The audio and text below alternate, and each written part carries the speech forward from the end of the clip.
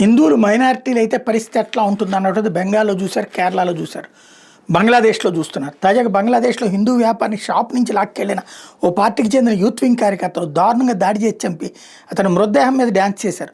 Social మీడియాలో ఈ video వైరల్గా మారడంతో బంగ్లాదేశ్ వ్యాప్తంగా మైనారిటీలు ఆందోళన చేపట్టారు.